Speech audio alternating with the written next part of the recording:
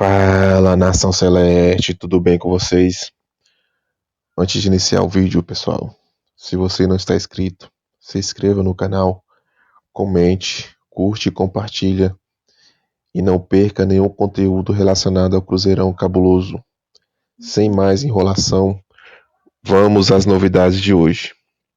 Ontem, quarta-feira, no Mineirão, o Cruzeiro empatou com o CRB pela Copa do Brasil, né?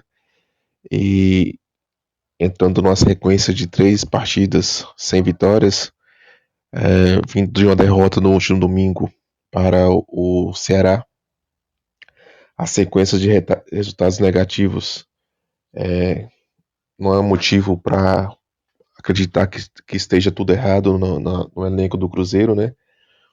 Mas mostra que os problemas que precisam ser resolvidos, principalmente relacionado à criação, né? Porque ontem o Cruzeiro no segundo tempo teve um grande volume de jogo, mas mesmo assim não teve chances claras de finalizar.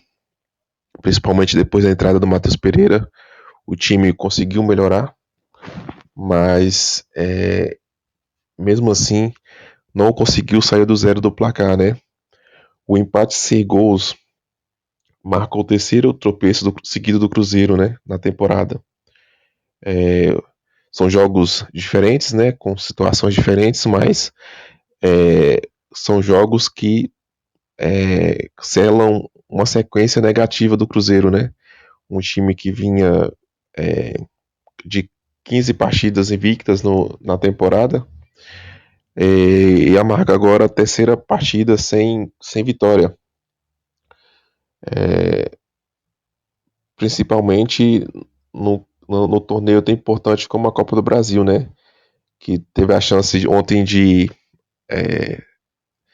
abrir uma boa vantagem pro segundo jogo, né? Que joga fora.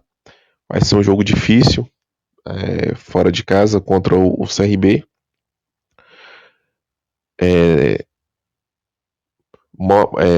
Mostra um alerta que precisa ser ligado no Cruzeiro, né? E algumas situações precisam ser resolvidas e sem grande sem grande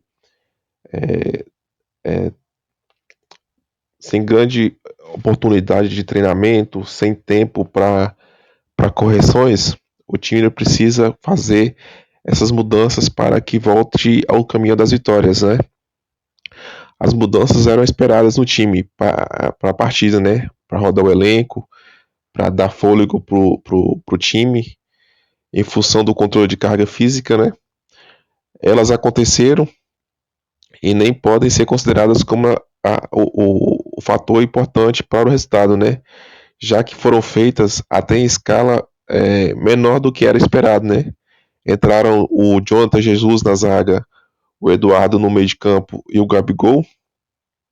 E aí saiu o Villalba, o Lucas Silva e o Matheus Pereira. O trio é importante na base titular do time, né? Ficou claro que o Cruzeiro precisa de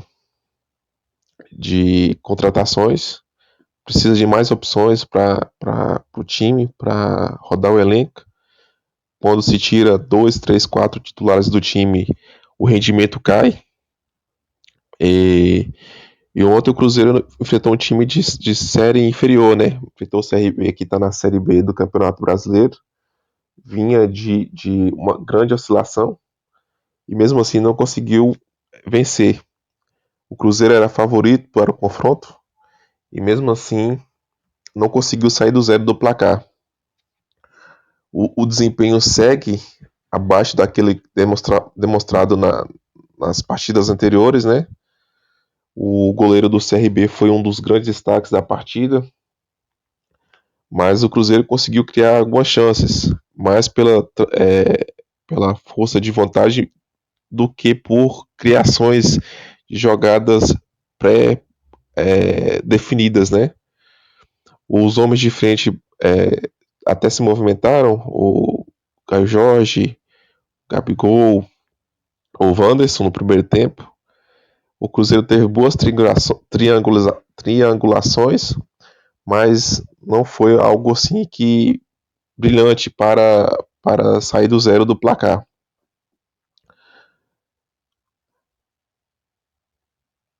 Sem a bola, o Cruzeiro também teve problemas, sofreu um pouco na defesa, né? Individualmente, o, o Kaique, o Jonathan Jesus e o Fabrício Bruno foi bem. A equipe se manteve compacta, mas mesmo assim ainda teve alguns. Cedeu algumas chances para o CRB. Apesar do resultado de 0-0, o Cruzeiro conseguiu conduzir bem a segunda etapa, não deu chances para o CRB. Outro aspecto que precisa ser notado é o desgaste físico do Cruzeiro, né? Já que o Leonardo Jardim tem rodado o time, mas com as limitações impostas pela importância do jogo e também pelas alternativas que tem no elenco, não só em qualidade, mas também em características, a queda do setor do meio-campo sem Christian diante do Ceará é um exemplo. Neste caso, não há muito para onde se correr. Com a janela que será de nomes pontuais, o Léo Jardim terá que ser criativo, né? Para adequar o esquema de jogo quando não tiver à disposição algumas peças. Desta forma, que ele ajustou a equipe para chegar à liderança do brasileiro, né? Mas terá que buscar algumas alternativas, pensando no quanto o Cruzeiro se tornou mais visível para os rivais, né? Que os rivais começaram a estudar o Cruzeiro e conseguiram ver as principais jogadas, né? E aí, em cima disso, já conseguiram meio que impor estratégias para impedir esses avanços que o Cruzeiro tinha, né? O Cruzeiro sempre foi do Léo Jardim foi um time de transição. Tudo isso com a necessidade de voltar a vencer para que evite chegue uma crise, né? Já no próximo final de semana já vai ter pela frente o Botafogo. O Botafogo já vem de uma evolução com a chegada do novo treinador e tem um jogo contra o CRB decisivo, que tem um peso esportivo e também financeiro, né? Pela Copa do Brasil. Falando do Botafogo, ontem na entrevista o Léo Jardim revelou, né, a tentativa que o Cruzeiro teve de contratar o meio-campo Álvaro Montoro, que o Botafogo adquiriu. O Cruzeiro disputou a contratação junto com o Botafogo, né, mas que não teve êxito. Ainda sem anunciar reforços nessa janela atual, o Cruzeiro disputou a contratação do meio atacante Álvaro Montoro, que ele veio do Vélez Sarsfield da Argentina, né? É, a, mas o Cruzeiro não obteve êxito